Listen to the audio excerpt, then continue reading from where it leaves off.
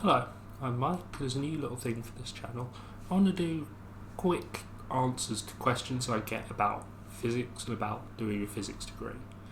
You see, I'm at the other end of this. I finished mine a couple of years ago, and I tend to get asked quite a few questions about it. I'm basically the only person in my close family. Certainly to do a physics degree, you have to go a bit out, sort of uncles and aunts, to find someone who's done any degree. So I become sort of the person to ask.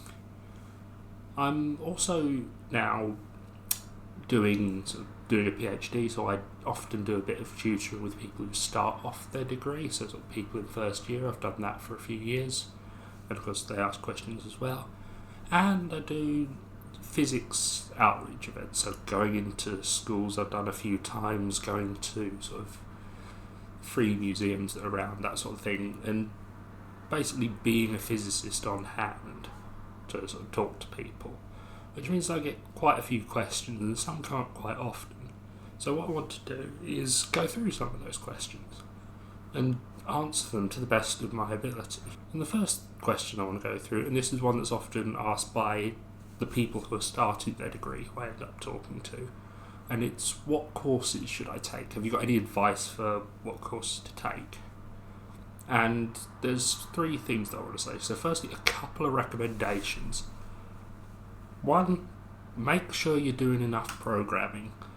Now, a lot of physics is now based on data is read in off a computer, and if you want to analyse it, if you want to manipulate it, you will be doing some programming.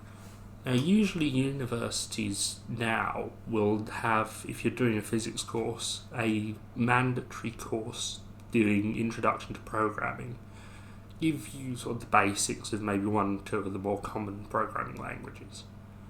There will also be optional courses that allow you to go a bit further than that, and one of the big regrets I have is that I didn't do any of them. It's really useful to know how to do. If you go into the world of work or into sort of further scientific research, it doesn't matter. You will likely need to analyse some form of physical data on a computer, and that means you need programming.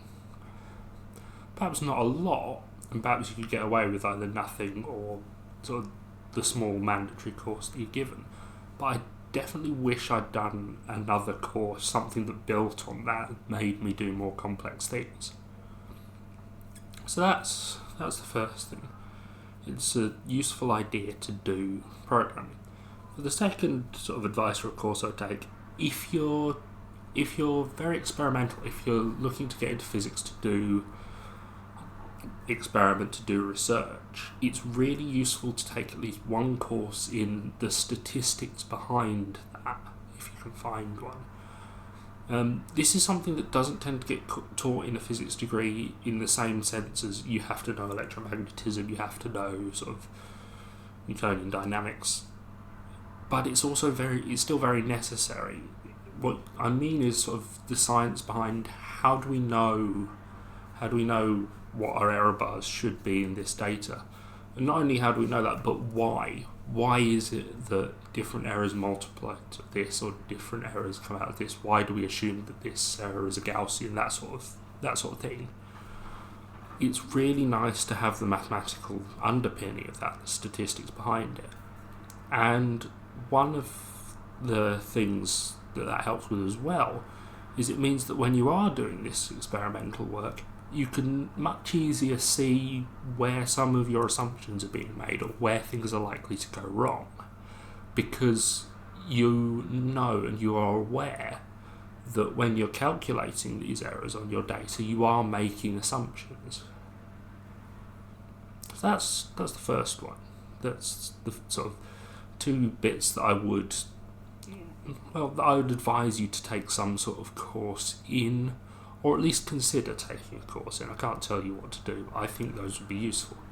The third bit of advice, this is a more general thing, but don't be pressured into taking difficult courses just because they're difficult. Because I did that and it's a very stupid idea. So what I mean by this is you'll usually be in the area of theoretical physics and the really heavy math stuff.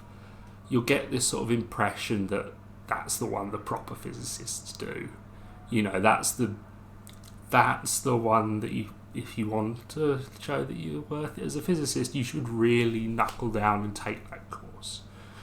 And I fell for that in 4th year with a course called Gravitation. I got through it all right, but it took a lot longer than the other courses, and I sacrificed a lot of effort on the other courses because I didn't want to completely fail that course.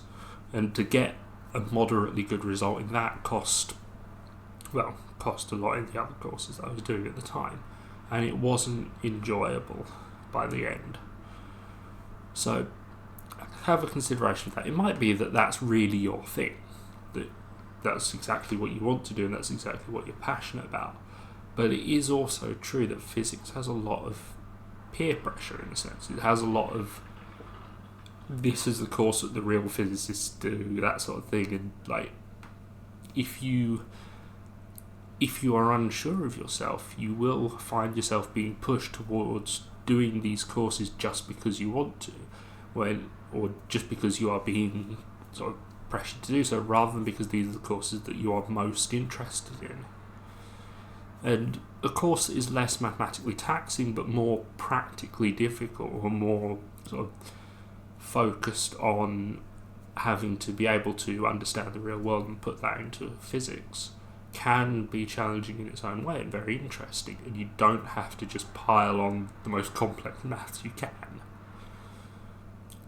So yeah, that's 3 bits of advice, hopefully useful bits that I've learned, usually through failure, but that I've learned. So anyway, thank you for listening, and hopefully see you next time.